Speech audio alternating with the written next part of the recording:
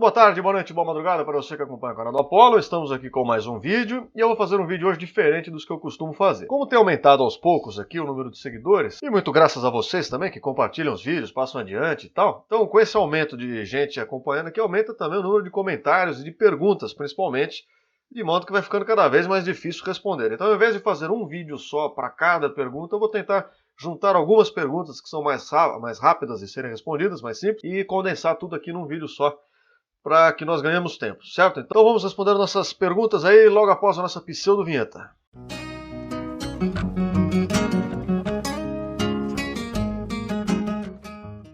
Então vamos lá, primeira pergunta aqui do Thiago, ele diz, gostaria que comentasse o tipo de treino que eu faço. Tenho o objetivo de ganho de massa muscular, ok. O estilo de treino basicamente é do tipo de quem não quer ficar muito tempo na academia. Treino 2 grupos por dia, ok.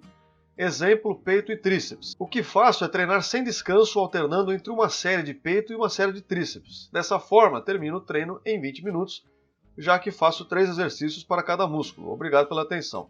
Bom, então vamos comentar isso aí. Primeiro, vamos dizer que a sua tática para ficar pouco tempo na academia é correta, perfeito. Isso que você faz é uma super série, quando você faz uma série em sequência da outra, de diferentes exercícios, sem esse tempo de descanso. E uma das funções dessa técnica é exatamente essa, para a qual você já utiliza, né? Encurtar o tamanho do treino. Então até aí está tudo perfeito. Agora, a única coisa que eu comentarei aqui é que você disse que faz, por exemplo, treinos de peito e tríceps, né? Nesse mesmo esquema, sem descanso entre uma coisa e outra. E aí talvez não seja uma coisa a mais interessante a ser feita. Por quê? Você fazendo esse estilo de treino, de séries sequenciais aí, sem nenhum descanso entre uma outra, seria mais interessante que você pegasse 2 agrupamentos musculares para treinar que não fossem sinergistas entre si. Exercícios que não utilizassem os mesmos músculos na sua execução. No caso do peito e do tríceps, nos 2 exercícios você utiliza o seu tríceps. Então, o que você está fazendo de fato? Vamos supor que você comece com o peito, né? Você fez uma série de peito, treinou tríceps. Aí, sem descanso, você faz uma série de tríceps isolado. Aí, sem descanso, você pula para outra de peito e outra de tríceps e assim por diante. Ou seja, você está treinando o seu tríceps, em seguida do seu tríceps, em seguida do seu tríceps, tríceps, tríceps, tríceps.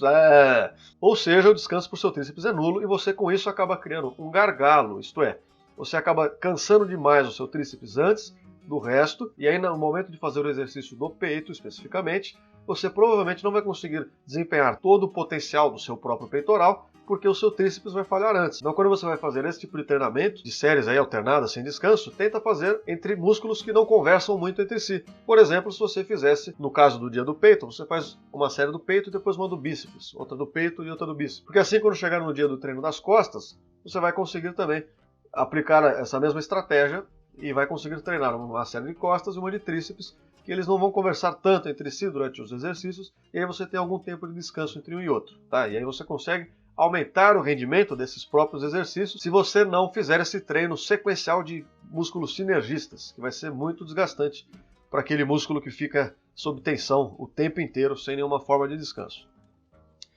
Bom, essa foi a primeira pergunta. A segunda aqui, nós temos a do Vitor. Vitor, que é um nome, eu acho que mais recorrente nesse canal, que acho que metade dos meus espectadores te chamam Vitor por algum motivo. Então, ele pergunta aqui, queria saber se a proteína vegetal auxilia no ganho de massa, se devemos contar com ela no dia, né, naquela conta nossa de proteínas ingeridas do dia. Então ele pergunta aqui, tipo aveia, macarrão, outros alimentos aqui e tal, eles têm proteína e quer saber se deve contar. E aí ele pergunta se elas são de valor biológico baixo, se elas devem contar. Se o corpo não absorve, aliás. O corpo absorve esses aminoácidos, essas proteínas. A questão é o seguinte, a proteína vegetal nem sempre ela é completa. O que a gente quer dizer com isso? O nosso músculo ele é construído com proteínas completas, são proteínas compostas de todos os aminoácidos possíveis. Então no caso da proteína animal, quando a gente come lá a carne da vaca, a carne da galinha e tal, a gente tem que lembrar que essa carne era um músculo lá daquele animal que a gente está comendo. Então ele é uma proteína completa desse músculo. Quando a gente come a proteína animal, a gente tem certeza que a gente está ingerindo uma proteína completa, que vai, por sua vez, no nosso organismo, poder ser utilizada para construir músculo em nós também. O nosso organismo vai desconstruir vai pegar essa proteína, quebrar ela em vários bloquinhos menores, que são esses aminoácidos, e depois ele reconstrói através do processo lá de síntese proteica, certo? No caso da proteína vegetal, o que acontece é que nem sempre essas proteínas contêm todos esses aminoácidos, e aí você vai precisar ter uma preocupação a mais de combinar diferentes fontes de aminoácidos, que tenham aminoácidos complementares, para que eles juntos formem proteínas completas, ou melhor, possam ser utilizados na formação de proteínas completas no seu organismo. Então quando você come, por exemplo, quinoa, soja, semente de chia, essas são proteínas completas, que você pode contabilizar na sua conta aí normalmente. No caso de legumes e cereais, não são. Então aí você vai precisar considerar a combinação de diferentes legumes e cereais para conseguir ter a tal da proteína completa, e aí sim você conseguir contabilizar ela na sua conta aí. Uma dessas combinações, a mais famosa, é o tal do arroz com feijão. O arroz tem alguns aminoácidos, o feijão tem outros. Quando você junta os dois, eles têm todos os aminoácidos necessários para a construção aí de novas proteínas. Então legumes, cereais, frutas secas, isto é, lentilha, feijão, o arroz comum que você come, o trigo, nozes, amêndoa, avelã, todas essas coisas precisam ser combinadas umas com as outras para você conseguir ter tudo que é necessário. No geral, a combinação que você precisa fazer, simplificadamente, é junto um cereal com um legume ou junto um cereal com uma fruta seca, que você já tem essa combinação completa. Mas sim, você pode contar na sua conta diária de proteínas aí sem problemas. A outra pergunta que você enviou, Dr. Vitor, eu vou responder depois no vídeo separado, porque essa merece, é um assunto mais complexo e bastante interessante também. A sua pergunta sobre a questão da dieta flexível versus a dieta com horários fixos, alimentos fixos, né? Qual que é mais eficiente, eu respondo depois. E tem mais uma pergunta aqui que eu não achei quem que mandou, eu só me lembro dela, porque eu vi nos comentários aqui no YouTube, então lamento por não me lembrar, mas é sobre condromalácia patelar, né? Aquele problema no joelho. O sujeito pede algumas dicas aí, algumas ideias para quem tem condromalácia patelar, o que pode ser feito na hora do treinamento. Bom, eu tenho 2 vídeos em que eu falo de desequilíbrio pélvico e condromalácia patelar, sendo o desequilíbrio pélvico uma das causas da condromalácia patelar, e lá a gente fala um pouco já sobre isso. Você pode ver o vídeo aí, tá no card aqui na tela e na descrição. São 2 partes, é bem longo, é chato de ver, eu sei, mas enfim, é só a título de curiosidade. Agora, no caso de quem tem, de fato, a condromalácia patelar, a gente primeiro tem que saber que eu não sou o cara mais indicado para responder essa pergunta. O que eu vou fazer aqui é só uma análise bem superficial. Você sempre vai procurar aí a ajuda de alguém que seja especialista mesmo no assunto, tá? Mas o que a gente pode dizer aqui é o seguinte: primeiro que a condromalácia patelar é um desgaste lá na patela, né? E ela tem diferentes níveis de desgaste.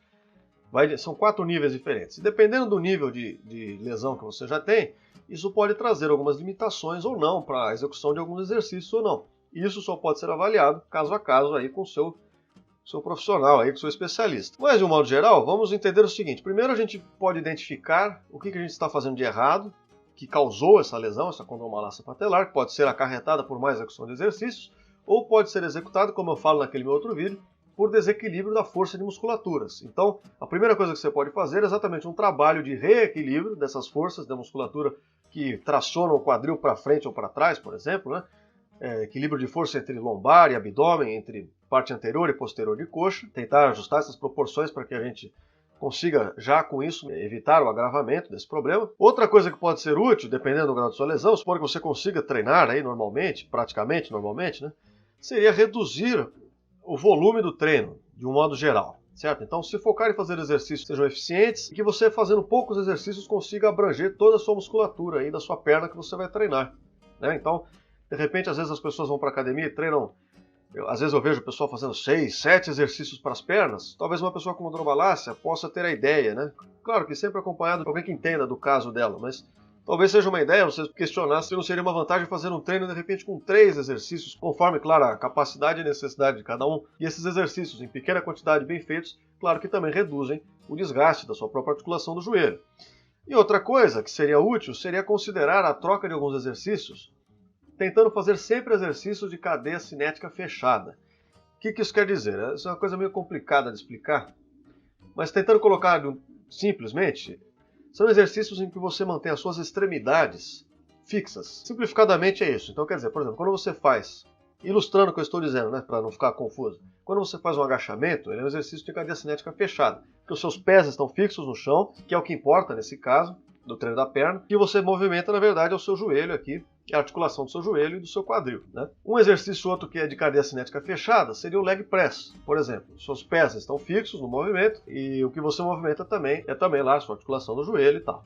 Agora, um exercício que seria de cadeia cinética aberta de perna seria a cadeira extensora, por exemplo, onde você não tem os seus pés fixos durante o movimento. Então, sempre lembrando, acompanhado de alguém que saiba o que está fazendo, né, que possa te orientar de uma maneira segura, mas então considere também essa possibilidade de fazer exercícios para a perna de cadeia cinética fechada e não aberta, ok? Então, eu nem poderia e também não sou indicado para ajudar muito além disso, tá? É só algumas ideias, algumas sugestões que você pode considerar. Então, acho que está bom já, né? 3 perguntas simples, 3 perguntas mais rápidas. Vocês avaliem o vídeo aqui embaixo, né? Se vocês gostam desse estilo de vídeo ou não, se vocês não acham adequado. Como sempre, né? Então avalie o vídeo, aquela coisa, pode comentar aí o que você quiser. Por enquanto é isso, um beijo na alma de todos vocês, até a próxima. Fui!